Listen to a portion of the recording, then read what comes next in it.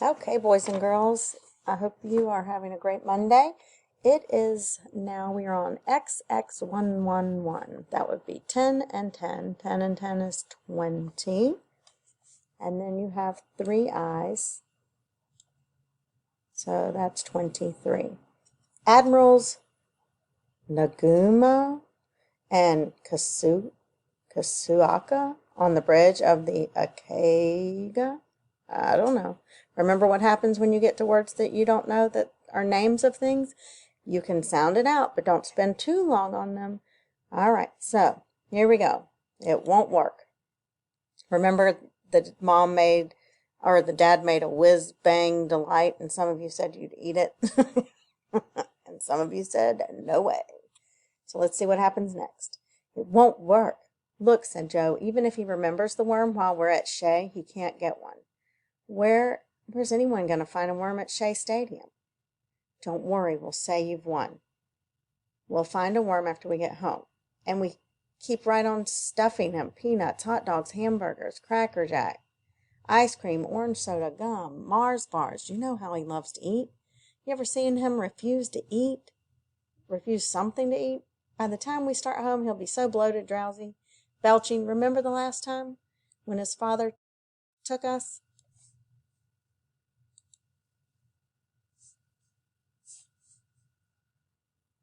When his father took us, he was asleep by the time we hit Peekskill. Your father'll carry him from the car. His mother and father'll put him to bed. Next morning he'll wake up too late. You won 15 worms in 15 days. He missed a day. Alan gnawed at his thumbnail. What about Tom? We'll ask him along and then just not pick him up. We can tell your father. Well, that's really rotten to do. We'll ask him along and then not pick him up. We can tell your father and Billy that Tom's mother called. He was sick. His grandmother died. Anything, just so we don't have to bring him with us. Alan sighed. Geez, it'll probably cost me $8 just to buy all that food. Cracker Jack, hamburgers. Yeah, but it'll cost you $50 if he wins. Oh, geez, how'd I ever get into this? If my father finds out. Alan slumped on the porch, gazing down at his sneakers, gnawing his thumbnail. Come on, said Joe, slapping him on the shoulder. Cheer up, you haven't lost yet. Go ask your father. The 12th worm. You really think Alan meant when he said he'd given up? Asked Billy, turning down the flame under the frying pan. He was cooking a toasted cheese and worm sandwich. I don't know, said Tom, looking at the refrigerator. I suppose so.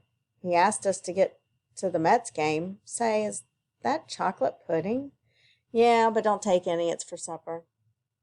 I could just scrape some off the top, and then you could tell your mother it fell out upside down on the floor by mistake while you were getting the cheese out, so you scraped the dirty part off into the garbage. Have you ever found anything in your fridge that you're like, ooh, I want a bite of that now, and you weren't supposed to eat it yet? Well, said Billy doubtfully. Thomas Grout, said Billy's mother, coming from the hall. I'm surprised at you. Aw, Mrs. Forrester, I wouldn't have really done it. I was just, talking. Everybody talks. My father, Billy's father, Billy, my sisters, Annie, Charlotte, Polly. He was backing towards the door. Betty, Agnes, Columbus. I don't know. I didn't know you had a sister named Columbus, Tom, said Billy's mother. Would you like some chocolate ice cream instead? Oh, sure, Mrs. Forrester, said Tom, relieved. He sat down at the table. It's my cousin who's named Columbus, he grinned. Columbus, Ohio. He's a capital fellow, Mrs. Forrester. And then he had to grab the edge of the table to keep from rolling off his chair laughing at his own joke. Billy looked disgusted. His mother opened the refrigerator, shaking her head. Pearl Harbor. We are on chapter XX. That's 20. A V is 5. 25. Pearl Harbor. The car slid quietly to a stop under the streetlight outside Billy's house. Shh, whispered Alan to his father. Billy's asleep. His father glanced back at Billy, snoring peacefully in the back seat, his plump cheeks sticky with orange soda, Alan, run up to the house and tell them I'm bringing Billy in. Billy's father met them at the door, and taking Billy, whispered thanks. Alan and his father went down the walk behind the porch light and behind them the porch light clicked off. In the back seat of the car, Joe and Alan wrestled gleefully. We did it! We've won! He'll never wake up now. Alan struggled out of Joe's grip and asked his father what time it was. Late, almost midnight, I think. Joe pulled Alan's head down and tried to sit on it. He couldn't do it now, even if he woke up. How could he find and cook and eat a worm in the dark? We've won! We've won!